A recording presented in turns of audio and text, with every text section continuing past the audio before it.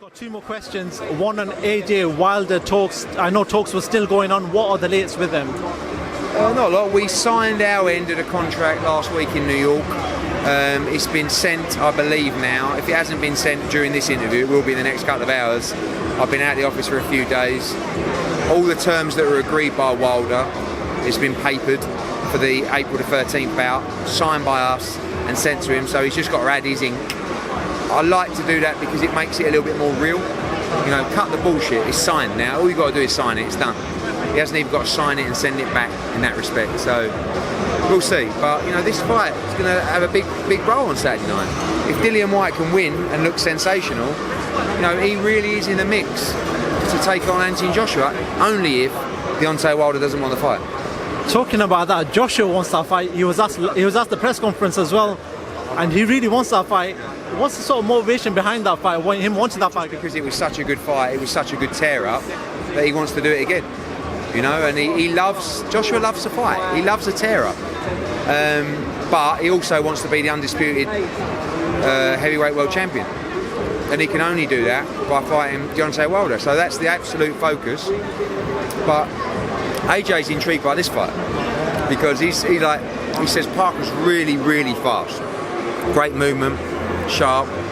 But he thinks that Dillian Whyte will win by KO. And if he does, you know, that's a massive, massive statement in the division. So it's a big fight for the division on Saturday.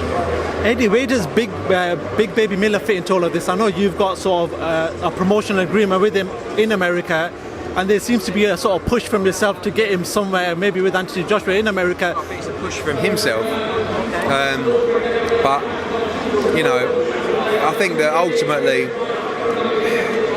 he's put himself in the frame, but we need to see more.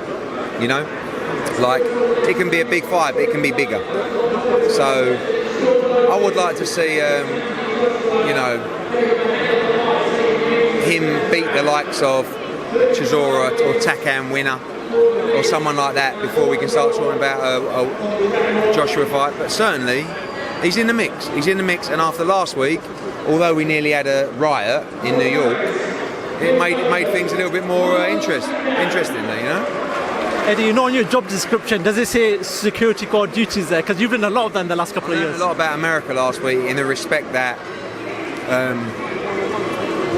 the security don't really like to get involved like they do over here. Like I was on the stage and security was just standing down, so I was like, and they just turned away. So I'm holding back this 22-stone guy, thinking, please. Then it went off a little bit in the corridor, but it's good to see AJ like that every now and again. The guy's from the street, you know, he loves to fight. You can't poke him and say things to him and not expect him to react. So sometimes it's good to see that kind of stuff, and we'll see what happens.